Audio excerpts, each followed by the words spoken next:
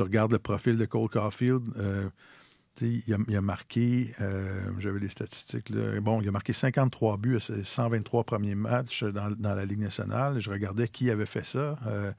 Il y a juste 9 autres joueurs qui ont fait ça depuis le lockout de 2004-2005. OK. Et les gars qui ont fait ça, là, c'est Malkin, Robertson, Patrick Laney, Austin Matthews, Crosby, Kaprizov. C'est quand même des gros noms. Ouais. Là. Et Caulfield a fait ça, souvenez-vous de ce qu'était le Canadien il y a 2 saisons. Là. Il a joué 67 de ses 123 matchs dans une équipe qui était en déroute totale. C'était un autobus en flammes sur lequel tout le monde tirait. Là. C'était à peu près ça. Là.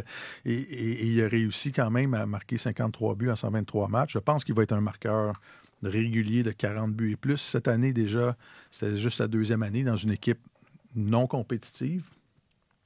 C'était pas une équipe du premier tiers de la Ligue nationale.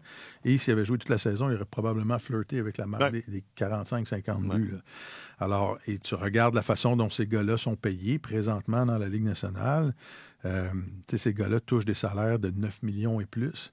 Alors, Caulfield, à 22 ans, signe une entente de 7,85 millions qui l'amène jusqu'à l'âge de 30 ans.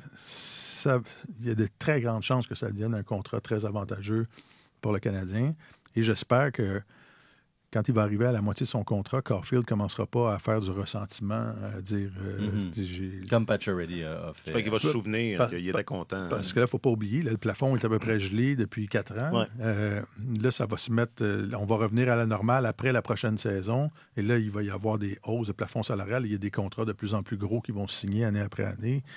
Et dans 8 ans, l'entente de 7,85 millions de Caulfield, là, mais ça va peut-être être un vol. Si Kent Hughes marche dans le même sentier que Bergevin, il va lui donner un contrat de 20 millions par année. 20 millions par année pour 8 ans pour service rendu. Pour service rendu. Caulfield, c'est déjà le 74e contrat en valeur dans la Ligue nationale. OK. Il vient de signer, puis c'est le 74e là. C'est son premier contrat. Et on parle d'un joueur qui détient le talent, qui a le talent le plus rare. Pour être un des 5, 6, 7 à marquer 50 buts dans les 8 prochaines années. Là.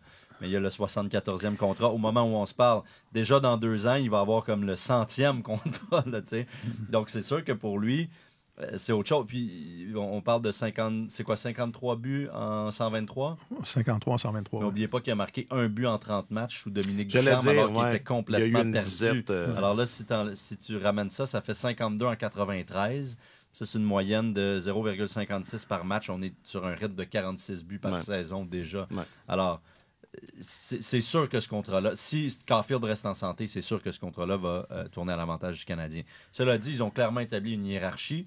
Il y a Nick Suzuki qui est le capitaine. Caulfield en a même parlé aussi. Ça aussi, je suis surpris de ça, de cette hiérarchie-là. Ah, dans quel sens? Ouais. Est-ce que Nick Suzuki est le meilleur joueur du Canada? Jusqu'à preuve du contraire. Jusqu'à preuve du contraire, mais tu sais en ce moment, que Caulfield ait accepté cette hiérarchie-là en disant non, c'est notre capitaine, c'est notre leader.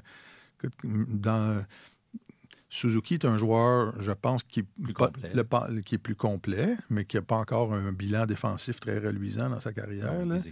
Mais il prend une grande charge de travail. C'est un bon joueur de la Ligue nationale, mais il